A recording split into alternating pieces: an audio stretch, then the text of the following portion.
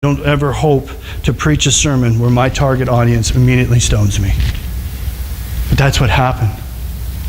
Did you pick that up? This audience went mosh pit crazy. They ground their teeth. Remember, truth at times will invoke the most passionate of responses.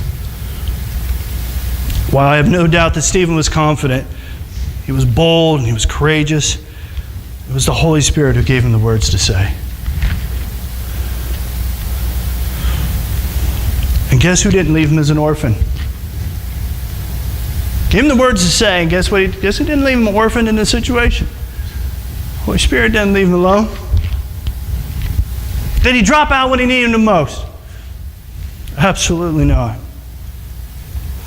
Because look at the contrast in their demeanor in Acts 7:55. But he, Stephen, being full of the Holy Spirit, gazed into heaven and saw the glory of God, and Jesus standing at the right hand of God. The Holy Spirit rips open the sky and gives Stephen a sneak peek into glory. Can you imagine that? Stephen sees the glory of God. Stephen sees Jesus ruling at the right hand of God. Jesus is in control. Believe me, Stephen didn't look up and see the great fishing trip in the sky. He did not look up in the sky and see, well, there's whoever looking down and see him, and maybe it was Aunt whatever looking down and see if she's taking care of me or whatever, my relatives. What is he seeing in heaven?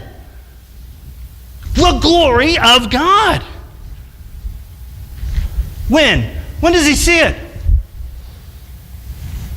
Right in the smack dab of torture. God shows up again. But has Stephen done? God showed up in a powerful way again. He showed up in Acts all the way through, and it's given those who have seen an opportunity to declare Jesus to the nations. He's in the middle of torture. Stoning is not an easy way to go, especially if you pick little stones. He's in the middle of that.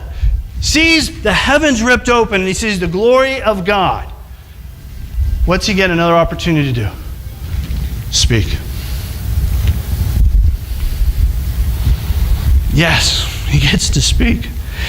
And the miraculous event in a torturous time, while being stoned, while dying, while in tremendous pain, only the Spirit-filled person can minister to somebody else.